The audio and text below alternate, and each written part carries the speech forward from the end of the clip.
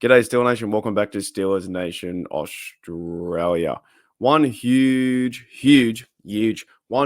thanks to everyone out there who went on the crazy train.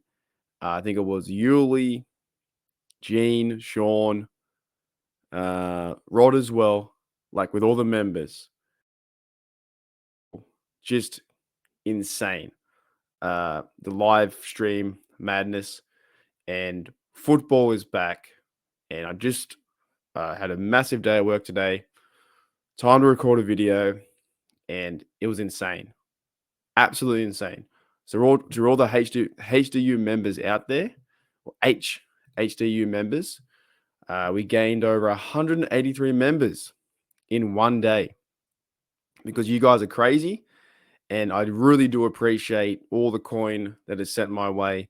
And I'll be using this coin for good and saving for Pittsburgh. You know, if that's for taking care of my accommodation, taking care of food and drink, all that kind of stuff, buying merchandise, Pittsburgh stuff. That's what I'm getting amped up for, ready for. That is in the coming weeks. Steelers versus Chiefs. And yeah, with the preseason game first. So thank you to everyone who donated and that kind of stuff. It's insane. It was a wild ride. Also, thank you to as well to the Steelers Dynasty podcast in my mates. And I'm looking, my hair's everywhere, but I'm almost about to go to bed. Massive day. Had a few sherbets last night too. Had a few of them. So I'm a bit dusty. But thanks to our Steelers Dynasty podcast as well, Bubba and Shane. Super great time. It was awesome. Now, I do want to jump into this stat, and I think this is so cool, and I'm so glad that it's broken. I saw this via, it was Alex Kozora, just one preseason game, etc. But Pittsburgh had 3 completions of 20 yards of play action last night. That's as many as such 20 plus pass action completions as the Steelers had under Matt Canada before his firing. Play action in Pittsburgh is back. Now, I could be very, very wrong, but does that mean, in the comments below, help me out, does that mean legit in the 3 or 4 years that Matt Canada ran the offense that we didn't have more than 3 catches that were 20 yards plus, like ever? Because when I went to the tweet, and I'll try and link the tweet in the or the X or the tweet in the description, right?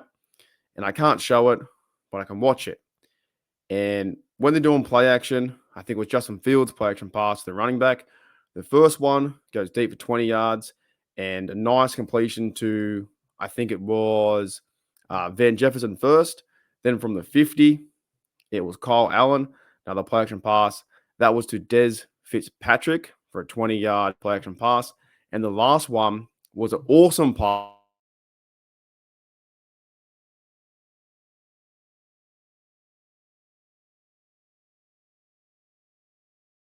Receiver, hands out in front, catch, see you later, good night. So when I read this stat, I was like, that can't be real. That we suffered so much during the Matt Canada offense. And just one preseason game, the Pittsburgh Steelers had 3 completions of 20 plus yards of play action. That's as many as such 20 plus play action completions as Steelers had with Matt Canada under his firing. Is that legit? Like the way I read that, is that the way how it sounds? He had 3 plus 20. That's it. That just goes to show you how bad the offense was.